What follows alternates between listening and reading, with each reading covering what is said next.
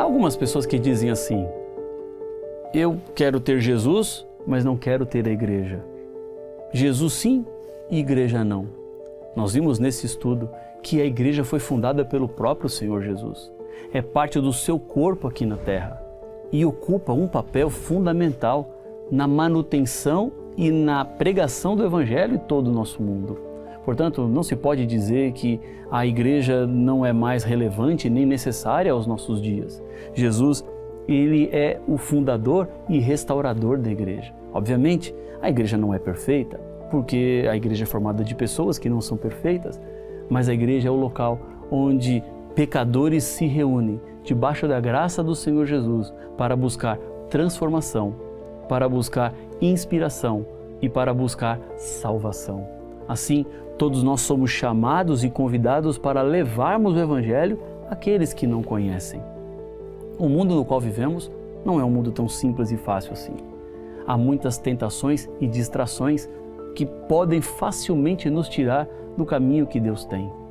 Assim, a igreja ela acaba congregando pessoas diferentes que exercem os seus dons e umas podem pastorear as outras.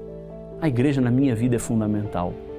Eu frequento a igreja desde a minha primeira infância e vejo os momentos dos quais eu vivi e passei, sejam eles bons ou ruins, felizes ou tristes, mas sempre tive a presença da minha comunidade de fé, dos meus irmãos que choravam comigo ou que se alegravam comigo, que comemoravam comigo ou que lamentavam ao meu lado.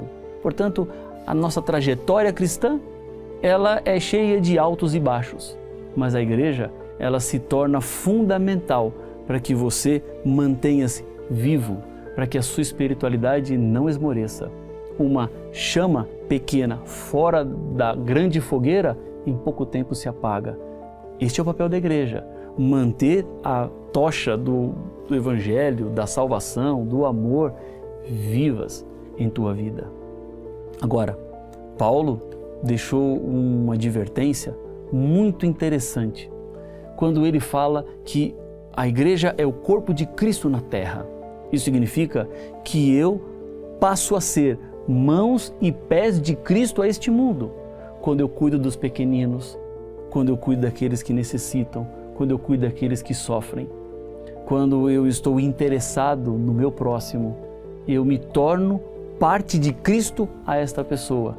Muitas pessoas não lerão a Bíblia, mas elas lerão a minha vida e através da minha vida poderão compreender e entender o Deus que eu amo e o Deus que eu sirvo. Se a igreja é o corpo de Cristo na terra, obviamente, Deus nos dá um privilégio de sermos parte daquilo que Ele é aqui neste mundo.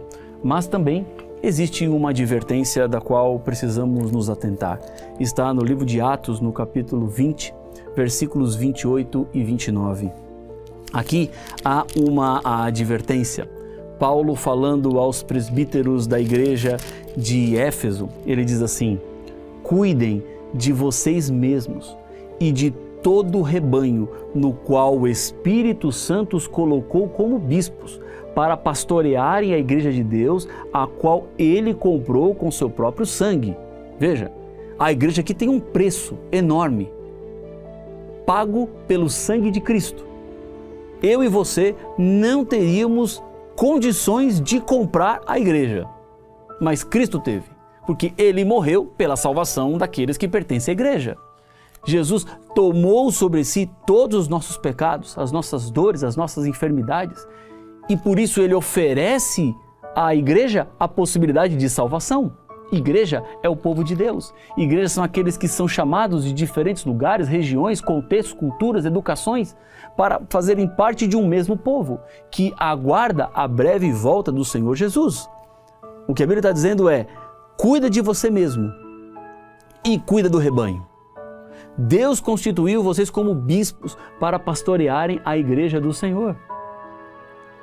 Obviamente, aqui está falando do trabalho do pastor, que é aquele que tem uma responsabilidade de coordenação do trabalho espiritual, mas o pastor não é aquele que faz todo o trabalho da igreja, ele pastoreia a igreja, porque existe um conceito na Bíblia chamado sacerdócio de todos os crentes, que está lá em 1 Pedro. todos fomos chamados para exercer os nossos dons. E assim, quando todos exercem os seus dons, cuidados e pastoreados, estarão cuidando bem da igreja do Senhor, que foi comprada com o sangue de Cristo. Mas ele diz assim: eu sei que depois da minha partida aparecerão no meio de vocês lobos vorazes, que não pouparão o rebanho. Em outras palavras, se vemos a igreja como corpo de Cristo na terra, a igreja como um meio do qual Deus escolhe para manter os seus filhos salvos, para mantê-los vivos na fé, obviamente, o inimigo das almas, o diabo, o tentador, olha para a igreja e quer destruir a igreja. Ele quer acabar a igreja. Ele não quer o sucesso da igreja.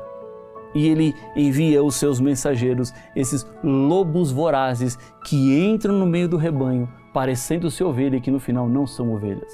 O que nós temos que fazer? Cuidar.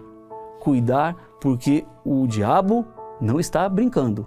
Ele está em serviço, ativo, e usa das suas estratégias mais aguçadas para desvirtuar a igreja, para tirar a igreja do propósito do qual Jesus a estabeleceu na terra. A igreja é aquela que crê na volta de Jesus, é aquela que prepara um povo para a volta do Senhor Jesus, é aquela que testemunha a todas as pessoas, é aquela que se organiza para a missão, é aquela que cumpre o mandato de Cristo, ir a todo mundo e anunciar o Evangelho, para que mais pessoas sejam batizadas no nome do Pai, do Filho e do Espírito Santo. E a você? Deus está te convidando nesse momento a fazer parte da sua igreja, a fazer parte do seu povo, a unir-se nessa comunidade de fé, como um só povo, uma só doutrina, uma só fé, e assim pregarmos para o mundo inteiro que Jesus em breve vai voltar. Meu convite para você é esse: procure a igreja mais perto da sua casa. O seu instrutor, seu professor, sua professora, sua instrutora pode lhe dizer aonde é a igreja mais próxima de você. Se você já conhece a igreja, meu convite é: una-se a essa igreja. Passe pela experiência do batismo, viva essa nova experiência de fé, porque Deus te ama, se importa com você e quer, mais do que qualquer coisa, te dar a salvação. Vamos juntos orar? Senhor Deus querido, obrigado pelo estudo que tivemos. Obrigado pela Tua palavra. Obrigado pelos Teus ensinos. Queremos, mais uma vez, entregar nossa vida nas Tuas mãos. Nós, como parte do Teu povo, parte do corpo de Cristo na terra, como parte da igreja, nós nos consagramos a Ti, para que Tua vontade se faça em nós, hoje e sempre, em nome de Jesus.